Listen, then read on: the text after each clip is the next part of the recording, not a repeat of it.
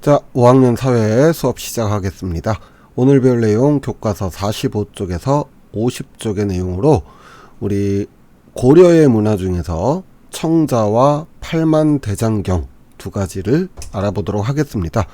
자, 고려 청자와 팔만대장경을 통해서 고려의 기술과 문화를 알아볼 건데요. 고려 청자는 고려 시대를 대표하는 예술품이에요. 청자를 만드는 기술은 원래 중국에서 들어왔는데 고려는 중국의 청자 만드는 기법에다가 상감기법이라고 하는 것을 적용을 해서 상감청자라는 아주 독창적인 예술품을 만들어내게 됩니다. 청자나 백자와 같은 도자기를 만들 때 무늬를 넣는 방법은 크게 세 가지가 있는데요. 가장 보편적으로 사용되는 기법은 음각기법으로 조각도와 송곳 등을 이용해 무늬를 오목하게 새겨넣는 방법입니다. 자, 반대되는 개념으로 양각기법이 있어요. 그림이나 글자를 도드라지게 새기는 방법으로서 입체감을 주는 방법이죠. 또한 투각기법이라고 하는 것이 있습니다. 구멍을 내듯이 완전히 도려내어 무늬를 새기는 투각기법이 있어요. 그런데 고려 사람들은 먼저 음각기법으로 무늬를 새겨 놓은 뒤 파여진 부분에 태토라고 하는 하얀색 흙으로 메워서 말린 뒤에 긁어내는 방식을 사용해서 독특한 무늬를 새겨 넣었습니다. 이것이 바로 고려만의 청자를 만드는 기술인 상감기법입니다. 물론 붓으로 직접 그리는 방법도 있어요. 이 세 가지 기법이라고 하니까 뭐 저것만 있냐, 그럼 직접 그리는 거 없냐 이럴까봐 얘기하는 건데, 무늬를 새겨 넣는 방법, 새겨 넣는 방법에는 이렇게 세 가지가 있는데 음각, 양각, 투각인데 고려는 상감기법이라고 하는 것을 고안해서 만들기 시작을 합니다. 자, 그럼 일반적인 도자기 제작 과정을 한번 살펴볼게요. 먼저 수비 작업이 있는데요. 흙을 물에 풀어서 잔물을 제거하고 고운 흙을 걸러내는 작업입니다. 그렇게 한 다음에 그 고운 흙을 찰기가 생길 때까지 반죽을 해주고요. 물레 위에 올려놓고 물레를 돌려서 원하는 모양으로 모양을 잡아갑니다. 모양이 다 잡힌 도자기는 5일간 자연 건조시킨 뒤에 도자기의 두께를 결정하고 거친 표면을 미세하게 깎아내는 정형 작업이라는 걸 하게 됩니다. 정형 작업까지 다 마친 도자기는 무늬를 새겨 넣고요. 또다시 20일간 자연 건조를 시켜요. 이렇게 건조된 도자기에 골고루 유약을 바르게 되는데, 이때 유약의 철분 성분이 나중에 도자기를 구울 때 청자의 색을 결정짓는다고 합니다. 자, 유약을 바르고 나면 가마에 넣고 1300도에서 50시간에서 60시간을 구우면 완성이 돼요. 자, 여기까지는 일반적인 중국의 청자를 만드는 방법이에요. 자, 그렇다면 고려 청자는 다 똑같은데 무늬를 새겨 넣는 단계에서부터 약간의 변화가 생깁니다. 자, 먼저 1차 음각으로 무늬를 파내요. 그런 다음에 태토를 도자기 전체 표면에 골고루 바르게 됩니다. 이 과정에서 음각으로 새겼던 무늬에 흙이 채워지게 되는 거죠. 자, 그렇게 해서 태토가 마른 다음에 이걸 긁어내는 겁니다. 자, 이 긁어내는 과정에서 조금만 깊게 긁어내면 무늬가 망가지고요.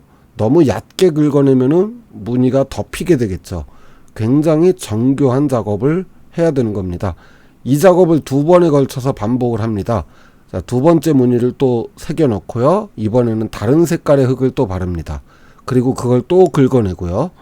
자, 그 다음에 또 중국과 다른 점은 뭐냐면은 가마에서 한번 구워낸 다음에 유약을 발라서 또 한 번 굽는, 그러니까 초벌구이와 재벌구이, 가마 속에서 두 번에 걸쳐서 구워내면은 우리가 아는 고려시대의 청자가 나오게 되는 것입니다.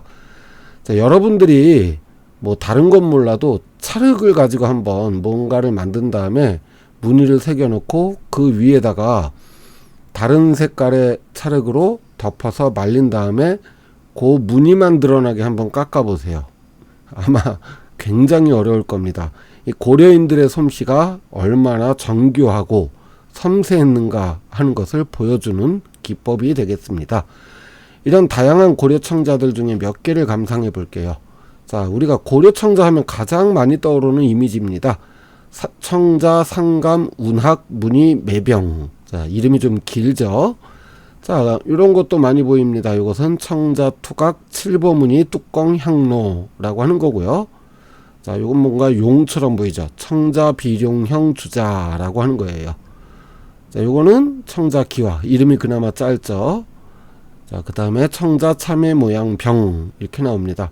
아니, 무슨 문화재들 이름들이 왜 이렇게 긴가, 이렇게 생각할 수 있는데요.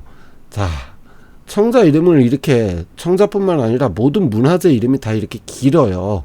이렇게 긴 이유가 뭐냐면은 국보급, 보물급의 문화유산은 각각의 종류마다 고유의 가치와 아름다움이 있기 때문에 이름을 따로 지어 붙여야 구분이 되는 거예요. 그냥 고려청자 이러면은 수백 수천 점에 달하는 고려청자들이 다 구분이 안 돼 버리기 때문에 그렇습니다. 하지만 이름을 붙이는 규칙이 있으니까 그걸 조금만 이해하면 쉬워요. 우리 전에 불상을 어떻게 이름 붙이는가 하는 얘기 간단하게 했었죠. 비슷하게 갑니다. 자, 먼저 맨 앞에 붙는 청자, 요건 청자예요. 그쵸? 쉽죠? 그 다음에 상감, 상감 기법을 사용해서 무늬를 넣었다 라는 얘기입니다. 운학, 무늬, 어떤 무늬를 넣었냐? 구름하고 학 무늬를 넣었다. 그럼 이걸 뭐에 쓰는 거냐? 매병이다, 이런 겁니다. 자, 매병이라고 하는 것은 보시는 사진처럼 어깨가 넓고 입구가 좁아서 귀한 술이나 꿀 뭐 이런 걸 넣는데 사용이 되었다고 하네요. 자, 그럼 이제 이 청자의 이름을 한번 살펴볼까요? 우선은 청자가 들어가겠죠. 청자니까요. 자, 그 다음에 무늬를 넣는 기법은 아까 구멍을 뚫듯이 뚫어내는 기법으로 되어 있죠. 그러니까 투각이 되겠습니다. 자, 청자 투각. 그 다음에 저 무늬는 여러분들이 무슨 무늬인지 모르겠어요. 칠보무늬라고 해요. 자, 칠보무늬. 그 다음은 얘를 뭐에다 썼던 거냐라는 거니까 뚜껑 향로가 되겠습니다. 자, 어때요? 이제 청자의 이름을 어떻게 붙이는지 알겠죠? 그렇다면은 교과서에서 46쪽에 청자 이름들을 하나하나 살펴보면서 아, 이게 그래서 이런 이름이 붙었구나, 이렇게 살펴보면 좋겠네요. 그럼 탐구활동 47쪽에 나와 있는 청자의 이름을 용도를 상상해 봅시다 이랬어요. 자, 청자, 그 다음에 배 모양, 무늬를 새겨 넣질 않았으니까요, 배 모양이 되겠고, 두 번째 거는 상감기법을 썼으니까 청자, 상감, 그 다음에 국화가 그려져 있죠, 국화무늬. 그럼 마지막 칸에 들어갈 건 뭐겠어요? 용도가 되겠죠. 자, 시간 줄 테니까 한번 적어보세요. 상상해서 아, 요걸 뭐에다 썼을까? 요런 모양, 배 모양과 뭔가 접시 같기도 한데 접시라고 하기엔 좀 애매한, 저게 뭘까 애매하죠.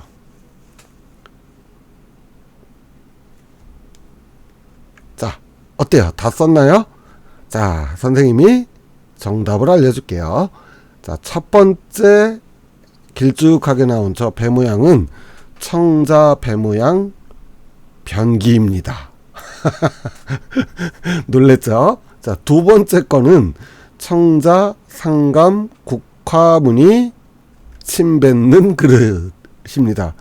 저기다 침을 뱉을 때 저기다 쓰는 거예요. 왜? 그럼 말을 많이 하거나 그러면 침이 나올 수 있잖아요. 자, 이게 사실은 이 청자라고 하는 것이 고려 시대에도 굉장히 귀한 거였어요. 만드는 과정이 복잡하고 까다로웠기 때문이죠.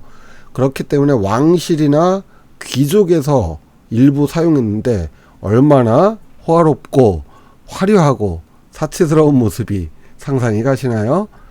자, 고려는 건국 당시부터 불교를 국교로 삼아 백성들에게 널리 권장하고 나라에 큰 어려움이 있을 때마다 부처의 힘으로 극복을 하려고 노력했어요. 그 정점에 있는 것이 바로 고려대장경이라고 불리는 건데요. 거란의 2차 침입 당시인 1011년에 목판에 새겨서 만든 목판 인쇄물입니다.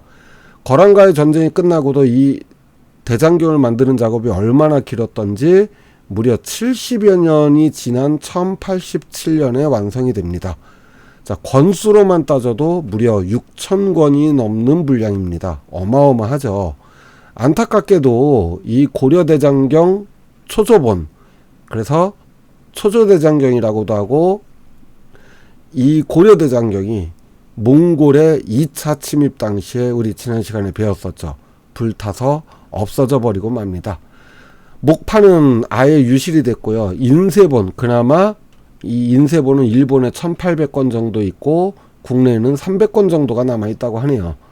고려는 몽골의 3차 침입 당시에 강화도에서 또다시 대장경 만드는 사업을 시작하는데, 이것이 바로 우리가 아는 팔만대장경, 두 번째 다시 만든 거다 해서 제조대장경이라고 합니다.